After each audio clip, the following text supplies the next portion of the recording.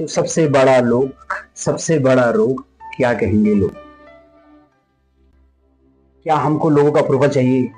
We have a fantasy, everybody have fantasy, everybody's have dreams, everybody's have goal. कुछ को किसको कुछ करना है, किसी को कुछ करना है। पर लोग डरते हैं, क्या हमको सोसाइटी का अप्रूवल चाहिए, क्या हमको लोगों की बात माननी चाहिए।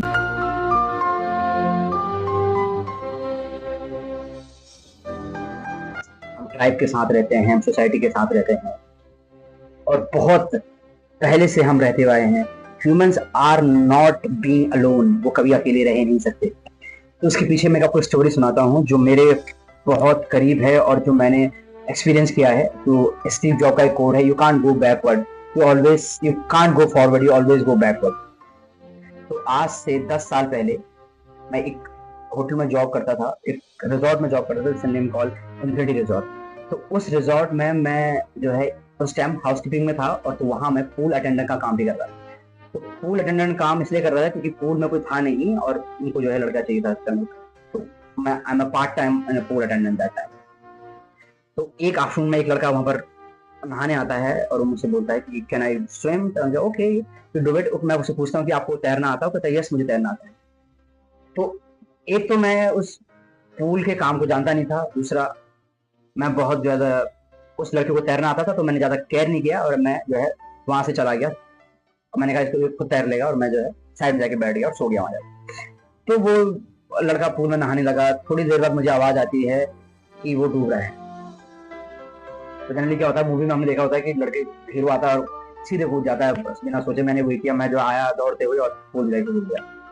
मैंने उस लड़के को बड़ी मेहनत से बचाया क्योंकि मैंने कपड़े पहने हुए थे, मेरी बॉडी में मैंने कपड़े पहने थे, जूते थे मेरे पास, मेरे जूते भीग गए, मेरे पूरे कपड़े भीग गए। तो उससे क्या होता है ना, आपके बॉडी में वेट और बढ़ता है और आप जो है तैरना थोड़ा मुश्किल हो जाता है। बट मैंने उसको बड़ी मेहनत से निकाला, मतलब मैं खुद मरते मरते बचा। उसको धक्का मारा मैंने बाहर, फिर मैं बाहर आया।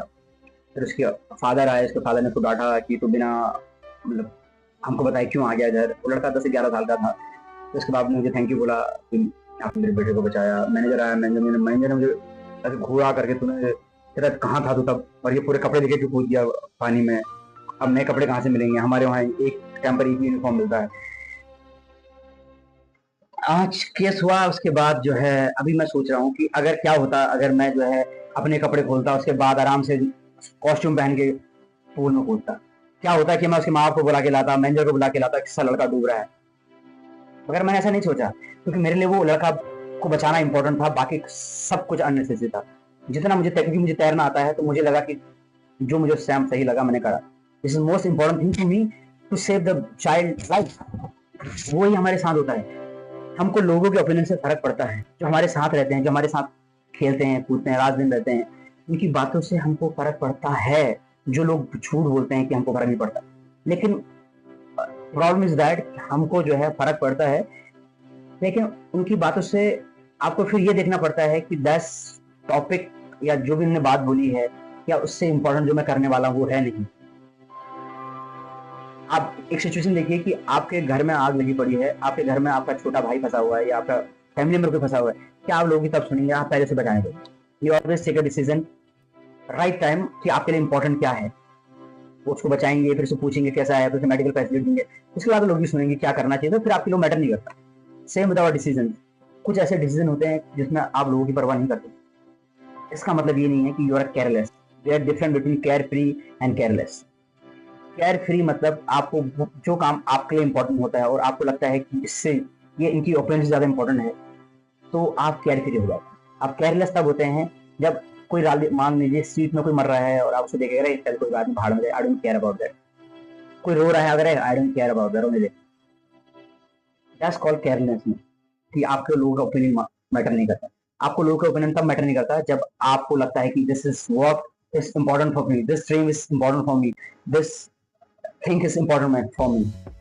और एक चीज और है, अगर हम लोगों के साथ रहते हैं, ट्राइब में रहते हैं, मान लीजिए आपने कहा कि मुझे जो है I don't want to do something else, मुझे कुछ और करना है, और आपके दोस्त ने आपको बहुत सालों से देखा है, आपके साथ रहे हैं, जो चीजें आप मतलब उनके फेवर में कर रहे हैं, जैसे nice guys thing all that, तो आप उनके फेवर में कर रहे हैं। आप कहते हैं यार कि नहीं नहीं मुझे ये नहीं करना, मुझे कुछ करना है।